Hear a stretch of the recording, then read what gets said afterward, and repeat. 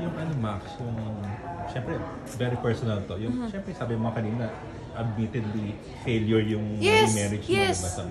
So, paano ka naka-recover from that? Syempre, meron din yung, may stage yan kung paano mo tanggapin, kung paano ka nag-heal from that. So, paano mo? Mahirap.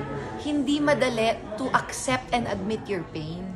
It's not easy. Especially being a public figure like me, nakakahiya. Ang naisip ko was, anong iisipin ng mga tao? Pag artista ka, pag public figure ka, automatically ang iniisip mo, anong iisipin ng mga tao? And I decided na, wag yun yung pagtuunan ko ng pansin. Ang naisip ko at that time was, you know what? Normal naman na isipin ko, anong iisipin ng mga tao. Pero ang kailangan kong gawin is, isipin muna kung ano yung mabuti para sa akin, kung ano yung nakakabuti para sa akin. So even if nakakahiya yung pinagdaanan ko, even if nakakahiya na nag-fail yung marriage ko, I decided to hold my head high and to move forward with clarity and grace. Kasi wala naman akong choice.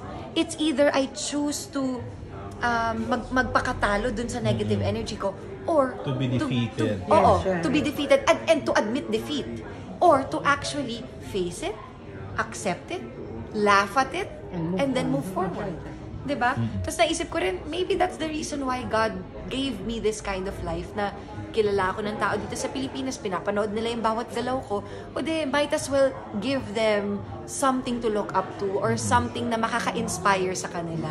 Pero syempre, ginawa ko lahat para sa akin. Wala akong pakialam kahit kanino. I love me, diba? Dapat it's self-love talaga. Pero at the same time, masaya ako na nakakatulong yung story ko sa ibang tao. Sabi mo, when you came back, sabi mo talaga, ayaw mo na ng romance. Ayoko na. Di ba parang okay ka na? Okay na ako. Okay ka na doon. Pero may dumating pa rin naman sa'yo. Yan din ang natutunan ko. Na no matter how much you push something away, or parang i-deny mo, or parang takbuhan mo, eventually God will show you na, hindi. Something is there para sa'yo, you just have to open yourself to it. Alam mo na lang. Yan ang natutunan ko. And you don't have to look for it. You don't have to look for it, dadating. Tsaka, ang natutunan ko rin is, kahit mag-fail yung marriage, sa lahat ng nanonood ngayon, kahit mag-fail yung marriage mo, kahit mag-fail yung relationship mo, do not be afraid to love again. Do not be afraid to open your heart. Oh! So mukhang happy ka na naman ngayon. You're in love now ulit. I'm in love. I'm in love with life. I'm in love with the people in my life. I'm in love with my projects.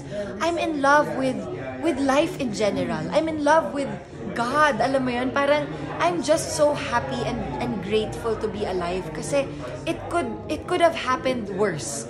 Alam mo yun? So I choose to focus on what's happening, what is going right. Yeah. Kumbaga yun yung gusto ko i-focus. Tapos tama like kahit anong gusto mong gawin na i-push away, kung para sa'yo talaga. And ang natutunan ko rin And is you deserve to be happy again. Everyone deserves to be happy. Yan ang natutunan ko. Pero kung hindi mo bubuksan yung mata mo para makita kung ano yung binibigay sa'yo, lagi kang maghahanap ng kulang. Pero if maging appreciative ka of what is God is giving you in front of you right now, tuloy-tuloy talaga yung mga blessings sa'yo.